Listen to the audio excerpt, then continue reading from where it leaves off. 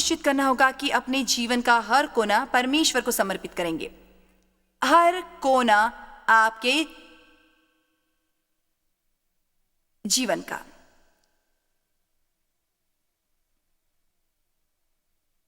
आपका मुंह, आपके विचार, आपके कान, आपका सुनना, आपकी आंखें, आप क्या देखते हैं, आपका मनोरंजन, आपका सामाजिक जीवन, आपकी मित्रता, आपका पहनावा, आपका भोजन, पैसा,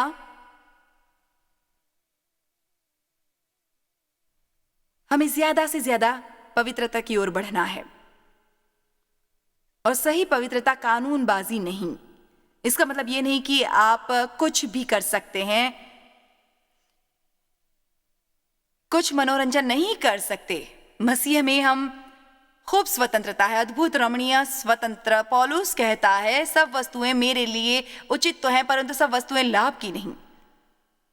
परमेश्वर ने, उसने हमें चुनाव का स्वातंत्र दिया है और आप बहुत सारी चीजें उसकी सहायता से लेते हैं और वो आपको नरक में नहीं ले जाएगा, पर वो आपको यहां विजयी जीवन दे सकता है। ये सुनकर आपको कैसा लगा? मैं दोबारा बोलती हूं, ऐसी बहुत सारी चीजें हैं जो आप कर सकते हैं, आपको नरक में नहीं ले जाएंगी, मगर इससे आपके साक्ष्य खराब हो सकती हैं। यह आपको परमेश्वर की नजर से निरुपयोगी करवा सकता है, क्योंकि उसने कहा है हम बर्तन हैं मालिक के सही इस्तेमाल के लिए, और हमें आशीषित होना है परमेश्वर द्वारा, परमेश्वर के काम के लिए। और परमेश्वर शरीर का अभिषेक नहीं करता। अभिषेक का तेल कभी शरीर पर नहीं डाला गया। खुद को समर्पण करना कहना बहुत आसान है, मैं अभी करती हूं और समर्पण को आराधना की शुरुआत करती हूं, और लोग यहां सामने आ जाएंगे रोते, चीखते, चिल्लाते, और हम लोगों पर हाथ रखेंगे बिना कोई बचे, सब लेट जाएंगे जमीन पर। मेरा मतलब ये सिर्फ आप सोचते हैं घर जाएंगे, अरे महिमा तो वहां भी थी। ठीक है, आपको बताती हूँ महिमा कहाँ होनी चाहिए। मैं देखना चाहती हूँ आपके घरों में, मैं देखना चाहती हूँ आपके घर जाकर आचार विचार में। आप में से कुछ अच्छी रीति से जानते हैं विशेष क्षेत्र में आपको क्या रुकावट होती है। ये परमेश्वर को आनंदित नहीं करता। परमेश्वर आप में आनंद चाहता है, अभी इसी वक्त वो चाहता है। उन्होंने मुझे आपको आनंद देने के लिए यहां भेजा है। हमें शिक्षा दी गई है हमारी आज्ञाकारिता से अधिक। और कितनी बार हम अपने दुश्मनों को खुश करते हैं। क्षमा करने के बारे में संदेश सुनेंगे मगर करेंगे नहीं।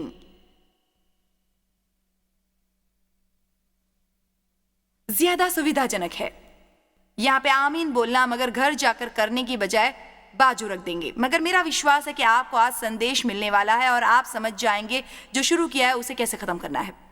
बाइबल में एक शानदार मिसाल दी हुई है। सर्वप्रथम देखते हैं इब्रानियों 6:10-11। बाइबल कहती है, ये परमेश्वर की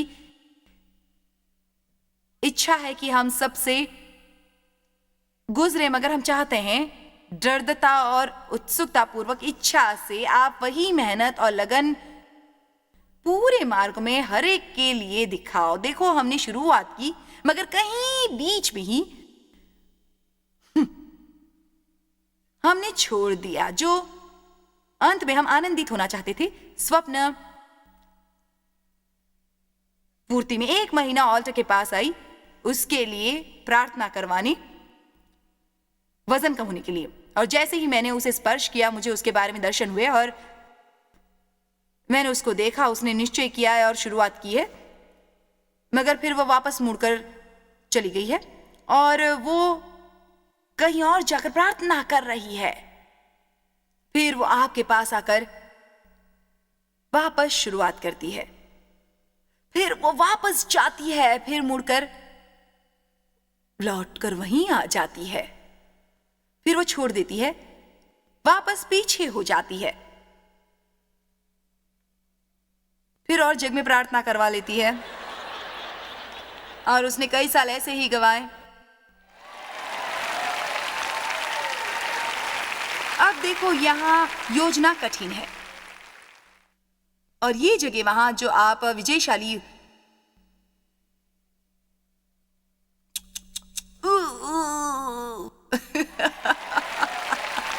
किसी भी प्रकार से, आप कृपया याद रखें यह आपको खुद करने की जरूरत नहीं। जो कोई आदमी परमेश्वर कहेगा, संपूर्ण मार्ग में आपके साथ ही चलूंगा। मैं कहती हूं वो सबसे ऊपर है।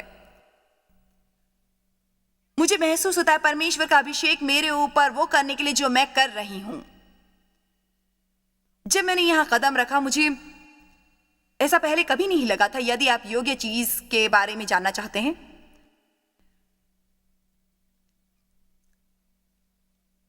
आप जानते हैं, बाइबल ऐसे लोगों से भरी पड़ी है जो संपूर्ण रास्ता परमेश्वर के साथ चले। थोड़े कुछ ऐसे भी हैं जिनके बारे में थोड़ा सा हम पढ़ते हैं और फिर कुछ तो होता ही है और वो नष्ट होते हैं, उनके बारे में दोबारा सुनने को नहीं मिलता। हन्ना एक स्त्री थी जिसके बच्चे नहीं हो रहे थे और उसने प्रार्थना की कि परमेश्वर उसे बच्चा दे। और उसने प्रभु से कहा, यदि तुम मुझे आशीषित करोगे और बच्चा दोगे, मैं उसे आपको वापस दूंगी और मैं वाचा बांधती हूं, ये तेरी सेवा करेगा उसकी पूरी जिंदगी भर। और जब उसने परमेश्वर को अपना बच्चा वापस दिया, वो उसने जैसा नहीं था, जैसे कि बच्चे का समर्पण करना, परमेश्वर को अपना बच्चा दे देना और वापस उसे अपने घर ले जाना और हमें जो चाहिए उसके साथ करना। मेरा मतलब, जब उसने अपना बच्चा परमेश्वर को देने का निर्णय लिया, उसका मतलब जैसे ही बच्चे का दूध पीना बंद हुआ, यही उसने किया। आज की सेवकाई में ये बहुत सुंदर था। आप पढ़ेंगे वो कैसी वस्तु थी। और वो दिन जब उसको मंदिर ले जाना था, वो जाकर नबी से बात करती है और वो कहती है, मैं ही वो स्त्री हूँ जिससे खड़े होकर ऑल्टर के पास प्रार्थना करवाई थी कि मुझे बच्चा हो, और वाचा के अनुसार मैं उस बच्चे को वापस आपके सुपुर्द करती हूँ। यदि लोग उनके निश्चय कायम रखेंगे, उनके आश्वासन कायम रखेंगे, हमें आज शब्दों में खटाई की जरूरत है। हमें आज जरूरत है ऐसे लोगों की जो कार्य करेंगे उनके कहने के मुताबिक। और इसी चीज की हमारे समाज में बहुत कमी घटी है। मैं बताती हूँ आपको, चर्च पापी तो बदलने वाली नहीं है। यदि कोई दुनिया को चमकाने वाला है तो वो हम हैं। हमें बाहर जाकर रोशनी देने वाले सितारे बनाए, अंधेरी दुनिया को मार्ग दिखाने वाले द्वीप नहीं। हमें दबाव डालना है हर एक व्यक्ति पर जो खुद को क्रिस्ती कहती है और शुरुआत करे समाज में उस प्रकार के जीने को जो बदल ला सकता है। हम जो बोलते हैं उसकी तरफ लोग इतना ध्यान नहीं देते, मगर हम वो जो करते हैं उसकी तरफ ध्यान जरूर देते हैं। हम प्रेरित 5 में देखते हैं,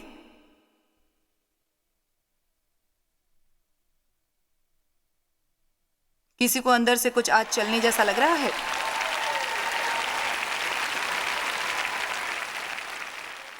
वैसे तो मैं वापस प्रेरित 4 में जा रही हूं, आखिरी 2 आयतें। वो कहते हैं, यूसुफ नाम साचतरस एक लेवी था। वो एक खुशी की बात है, अब हमारा ऑफिस साइप्रस में भी है। वास्तव में हम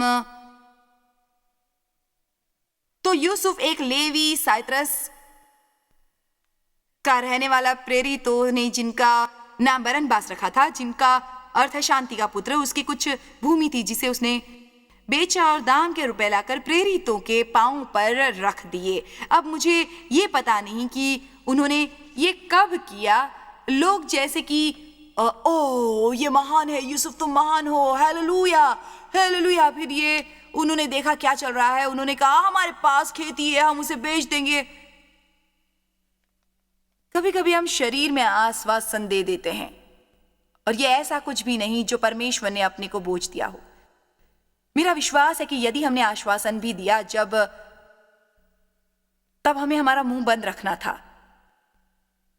परमेश्वर चाहता है हम अपनी वाचा रखें, और यदि नहीं तो वापस जाकर उसे बता सकते हैं कि मैं पूरी तरह शरीर में हूं, मैं परमेश्वर से कुछ भी नहीं सुनता, उसके लिए प्रार्थना भी नहीं करता।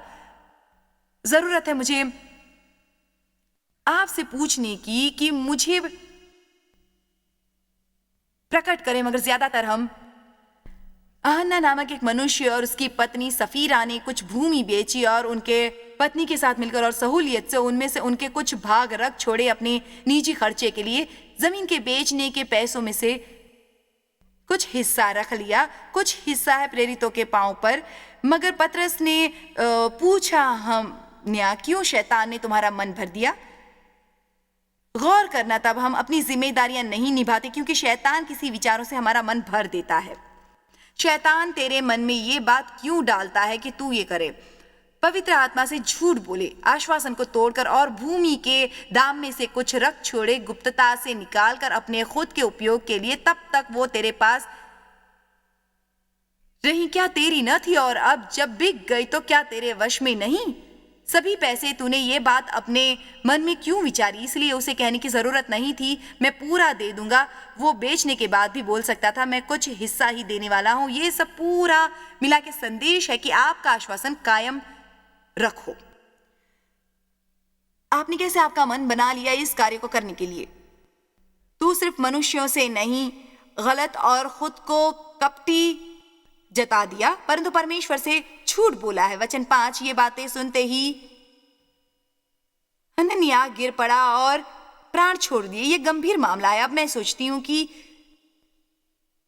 वे गिर पड़ा और प्राण छोड़ दिए, और जिन्होंने देखा उन सब पर दहशत सी छा गई। वचन 6, फिर जवानों ने उठकर उसकी अर्थी बनाई और बाहर जाकर गाड़ दिया। फिर करीब 3 घंटे के अंतर से उसकी पत्नी अंदर आई। उसे अभी कुछ भी पता नहीं है क्या घटी हुई है। और पतरस ने उसे पूछा, मुझे बताना, क्या आपने जमीन इतने कीमत में ही बेची है? और उसने कहा, जी हाँ, उतने में ही। फिर पतरस ने उसे कहा, आप दोनों कैसे सहमत हुए और आपने एकोपा कैसे कर लिया प्रभु के आत्मा के विरुद्ध उसे धोखा देने के लिए? देखो, तुम्हारे पति के गाड़ने वाले जवानों के पांव अभी दरवाजे पर ही हैं और वे बाहर जाएंगे। और जरा सोचिए, ये लगभग खत्म हो गया है और मैंने आपको इन्हीं विचारों के साथ।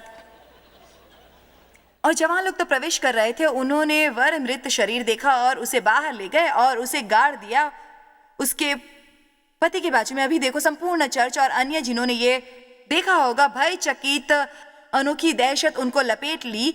अभी प्रेरितों के हाथों विशेष संदेशवाहक, अनगणित और चकित करने वाले चिन्ह और आश्चर्य कर्म लोगों के बीच होने लगे। सबके मतानुसार मंदिर में एकमात्र मिलने लगे। जरा गौर कीजिए कि और सफीरा नीचे गिरकर मृत हो गए।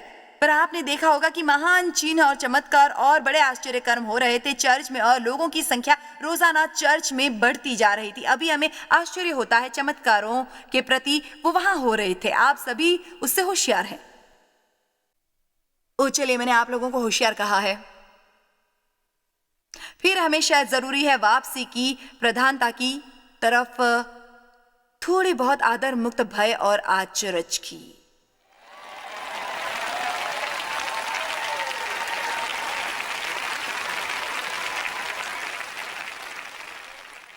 मेरा मतलब है, हम वाकई इतनी जल्दी में हैं कि हम पवित्र आत्मा से भी बुरा व्यवहार करें और शायद किसी के लिए रुकावट बने जो खो चुका है और नर्क में जा रहा है, और पवित्र आत्मा उसे दोषी करार देने की कोशिश में है। हमें ये सब चीजें बताने की जरूरत नहीं, क्योंकि हर कोई जो ये करता है वो असल में नया जन्म लिया हुआ है, जानता है उसकी आत्मा क्या है। हम जानते हैं यीशु पवित्र व्यक्ति था और उसने अपनी पवित्रता और समर्पण डामाडोल नहीं होने दी। सर्व प्रकार की परीक्षाओं में और बाधाओं में वो सम्मानित किया गया, दूसरे दर्जे का अधिकार दिया। मैं आपसे कहती हूं कि पगार का दिन नजदीक है। दिन जब पगार का आएगा, जब परमेश्वर का वो चमत्कार होगा, जब आपके हाथ में वो चेक आएगा आपकी तनख्वाह का। मतलब आप सोचिए कि आपको काम करना है तभी आपको तनख्वाह मिलेगी। अगर आप काम नहीं करना चाहते, फिर भी आप चाहते हैं कि आपको एक महीने की तारीख को आपका पगार मिल जाए, तो ये गलत है। आपको कोई कल्पना नहीं होती परमेश्वर आपके साथ क्या करने वाले हैं। अभी आखिरी के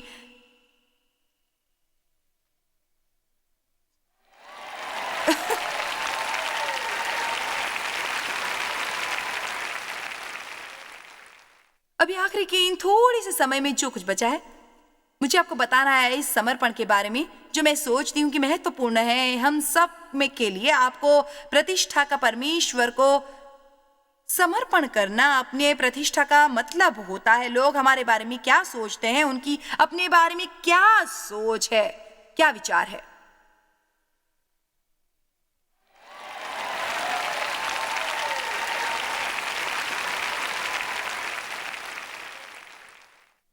और हम बहुत ज़्यादा भावुक रहते हैं लोगों के अपने बारे में क्या सोच है इसको लेकर। हमारे समाज में ये एक बीमारी जैसा है,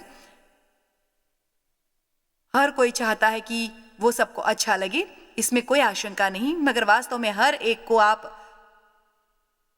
अच्छे नहीं लगेंगे। मुझे परवाह नहीं आप क्या करते हैं, हर एक को आपका नया हेयर कट पसंद नहीं होगा।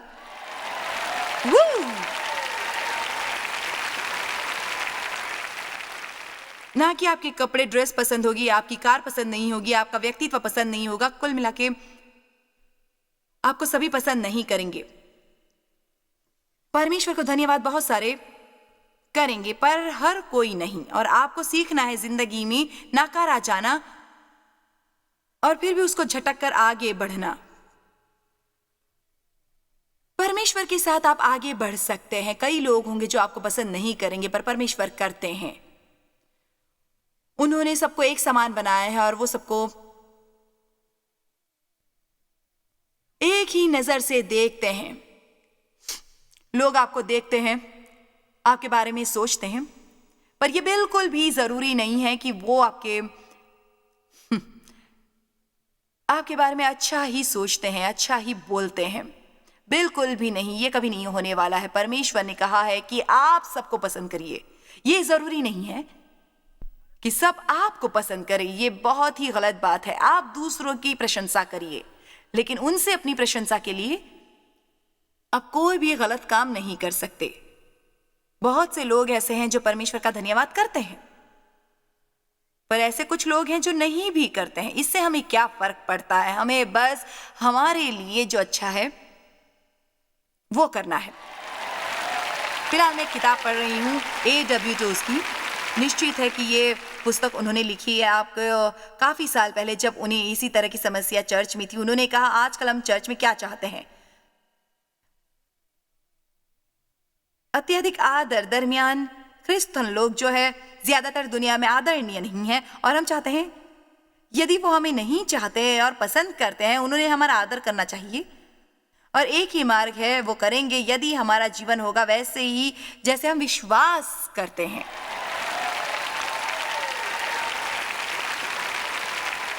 हमें तो जिंदगी जीनी है जैसा कि हम कहते हैं, जो हमारा विश्वास है। अब जानते हैं प्रेरित पौलुस ने गलतियों में कहा 1:101, यदि मैं अब तक मनुष्यों को ही प्रसन्न करता रहा तो मैं मसीह का दास न होता। इसका मतलब लोगों में प्रसिद्धि कोशिश करना, लोगों के साथ संबंध बनाने की, हो सकता है परमेश्वर की योजना जो आपके लिए है चुरा ली जाएगी। आप इसे जानते हैं। मुझे पूरी उम्मीद है कि नूह को अपनी लोकप्रियता खोनी पड़ी होगी जब उसने जहाज का बांधना शुरू किया होगा। आप क्या सोचते? मैं शर्त लगाती हूं कि इब्राहिम की कोई इच्छा या अच्छी छवि नहीं होगी जब उसने उसका पूरा परिवार छोड़ा, जो परिचित ये उनको छोड़ा और कहा परमेश्वर मुझे बुला रहा है। ठीक है इब्राहिम, आप कहां जा रहे हो? मुझे पता नहीं। परमेश्वर ने सिर्फ कहा जाओ और मैं बताऊंगा क्यों तुम्हारी कठिन समस्या। यीशु को कोई अच्छी प्रतिष्ठा नहीं थी, मगर बाइबल कहती है कि फिलिपियो 2:7 उसने अपने आपको प्रतिष्ठाहीन बना लिया। आगे जाकर लोगों ने सोचा वो पागल है, मगर वो केंद्र में रहा और कार्यरत रहा। मैं आपको बता नहीं पाऊंगी, जब परमेश्वर ने मुझे इसके लिए, मैं 35 साल पहले, वो बहुत कठिन और एकाकी समय था मेरे लिए, और 2 हफ्ते पहले मैंने डेव से कहा तुम जानते हो मैं सिर्फ, मुझे पता नहीं मैं कहाँ थी और मैं कहाँ पहुंच गई। मैं नहीं जानती ये सब कैसे हुआ। कुछ चीजें खिलाफ थी, सिवाय उसके एक दिन एक समय मैं परमेश्वर से बात कर रही थी।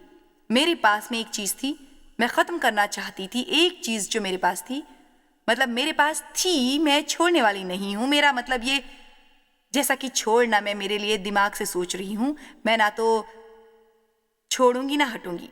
और मुझे पता है ईश्वर ने मुझे बहुत आशीषित किया। निश्चित तौर पे मैं यहां नहीं होती अगर मैं वैसा नहीं करती, मगर मैं सिर्फ इतना करती हूं।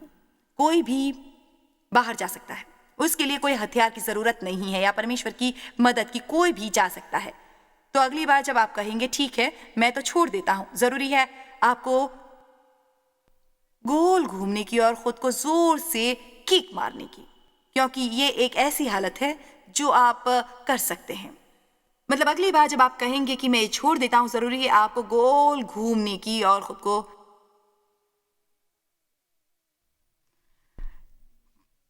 क्योंकि ये एक ऐसी बाबत है जो आप नहीं करेंगे। यदि आपकी दूसरी कोई साक्षी है, कम से कम यहां की, मैं अभी भी यहां हूं। आमीन। मैं अभी भी यहां हूं। परवाह नहीं शैतान मेरे खिलाफ क्या चाल चलता है, मैं यही हूं। और मैं कहती हूं कि परमेश्वर जैसा भी मेरा मित्र है, उनसे कई ज्यादा जो हैं 1000 आधे कच्चे आम, कपटी लोग, दिखावा करने वाले, वो सभी मेरे दोस्त बन सकते हैं यदि वो मुझे नियंत्रित कर सकते हैं उनके जैसा करने पर। वो या तो मुझसे प्रेम कर सकते हैं या नफरत कर सकते हैं, मुझे इसकी परवाह नहीं। आमीन। मेरा विश्वास है, आज जब मैं अभ्यास कर रही थी तो परमेश्वर ने मुझे बताया कि एक महत्वपूर्ण बात है जो आज मैं चाहता हूं। कुछ जो है आप खत्म नहीं कर सकते, जो परमेश्वर चाहता है आप खत्म करें जीवन में, यदि इस प्रतिष्ठा को आप आदर नहीं देते। अब मैं कहती हूं इसी वक्त कि आपके लिए काफी आसान होगा मेरे साथ यहां सहमत होना, मगर आपकी परीक्षा होगी। किसी भी चीज की कोई कीमत तय होने के लिए उसे परीक्षा पास करनी होती है। मैं कुछ कहती हूं, परमेश्वर आंकता है और परखता है ताकि हम खरे सोने जैसे हो। अब मेरी सुनो, आप खत्म नहीं कर सकते जो परमेश्वर आपसे चाहता है कि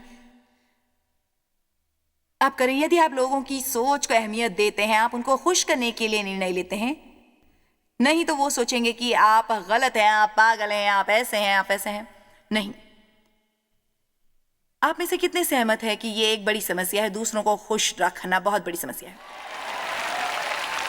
और मेरा मतलब ये बहुत बहुत बहुत बड़ी समस्या है। मैं सच में पीछे भूतकाल में जाकर अपनी सेवकाई देखती हूँ और समझती हूँ हर वक्त परमेश्वर कुछ अति महत्वपूर्ण करवाना चाहते हैं मेरे जीवन में। जैसे कि सेवकाई के लिए वो बुला रहा था। आप यकीन नहीं करोगे, मुझे जिम्मेदारी मिली बाइबल सिखाने की। मेरा मतलब मैं सच में अविस्मरणीय थी। ये जैसा था कि नरक के सभी शैतान बाहर आ गए। और आप जानते शत्रु लोगों द्वारा कार्य करता है, और कभी कभी परमेश्वर के लोगों द्वारा भी। कम से कम उनको सहना तो पड़ता है। पर अब ज्यादातर लोगों पर उंगली उठाने की बजाय हमें ध्यान में रखना चाहिए कि उसे कभी कभार अपने द्वारा काम करने देना चाहिए। और ये नाकारा वालापन है मेरे लिए बहुत दर्दनाक। एक दिन मुझे याद है, मैं मेरे शुरू के 30 में थी। परमेश्वर ने मुझे आभा से भर दिया और संदेश देने के लिए बुलाया। और मैं धार्मिकता के बारे में सीडी सुन रही थी और मैं उत्साहित थी। जबरदस्त विचार, परमेश्वर के लिए योग्य बनना, ये तो बहुत ही अच्छी बात है, बहुत ही प्यारी बात है, क्योंकि मेरे पास जीवन भर की भेंट थी और शर्म और दोषीपन था। और ये सब लोग हमारे खिलाफ थे और हमारे मित्र हमें नकार रहे थे और मेरे ऊपर हंसते थे और कहते थे कि मैं मूर्ख हूं, आपने क्या सोचा है, आप क्या समझते हैं। मैं इसे देखती थी एक सपने की तरह, एक दर्शन की तरह, एक संभावना में पागल होती। मैं आशा करती मैं नहीं हूं। और मुझे याद है, रसोई में जाकर जमीन पे घुटने पर गई और मेरे हाथ में वो धार्मिकता की शिक्षा वाली सीडी थी। मैंने परमेश्वर से कहा, ईश्वर मैं तो ये पूरी तरह से समझती भी नहीं, मगर मैं समझती हूं कि तुम मेरे जीवन में कुछ करना चाहते हो। और यदि मेरे सभी मित्रों को खोना पड़े और हर कोई सोचता होगा कि मैं बुरी तरह से पागल हूं, मैं परमेश्वर के साथ आगे बढ़ती रहूंगी, बढ़ती रहूंगी।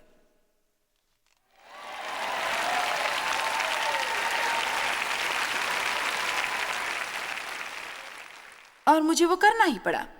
कई बार मेरे जीवन में साधारण तौर पर 4 दफा बहुत बहुत बहुत बहुत ज्यादा महत्वपूर्ण मेरे लिए वो तगड़ी हालत थी उन लोगों से जो सच में मेरे मित्र थे। ये बहुत ज्यादा दुखदाई होता है जब आप सोचते हैं कि आप कुछ अच्छा करना चाहते हैं और आपके दोस्त आपके खिलाफ हो जाते हैं। ये बहुत बुरी हालत थी। शायद एक दोस्त खोना पड़ता है आपको, पर मैं खुश हूं। आमीन। मैं कहीं नहीं जाऊंगी। हालेलुया। क्योंकि मुझे यहां से आपको उत्साहित करना है। यदि आप सदा सर्वदा परमेश्वर के साथ रहेंगे तो आपके लिए खुशी के दिन होंगे, मस्ती में झूम जाएंगे आप। मेरी प्रार्थना है आज का संदेश उत्तेजना दे जिसकी आपने शुरुआत की थी उसे पूरा करने हेतु। किसी की शुरुआत करना काफी आसान होता है मगर उसे खत्म करने के लिए काफी हौसला चाहिए होता है। आपका दिन महान हो। जॉय स्माइल मिनिस्ट्रीज में आप हमारे लिए कितने अहम हैं, इसका आपको अंदाजा नहीं। हम आपके आभारी हैं और हम धन्यवाद करते हैं अपने सब मित्रों और सहयोगियों का कि उन्होंने इस विश्वव्यापी सेवकाई को संभव बनाया। मिलकर हम भूखों को खिला रहे हैं, गरीबों को पहना रहे हैं और कई देशों में सुसमाचार पहुंचा रहे हैं। कृपया हमसे संपर्क करें या विजिट करें jmmindia.org पर। आज ही अपनी प्रार्थना के अनुरोध बताने के लिए, हमारे साधनों के बारे में और जानकारी और जॉयस की सभाओं का शेड्यूल जानने के लिए और हमारे सहयोगी बन जाएं दुनिया भर में मसीह का प्रेम बांटने के लिए।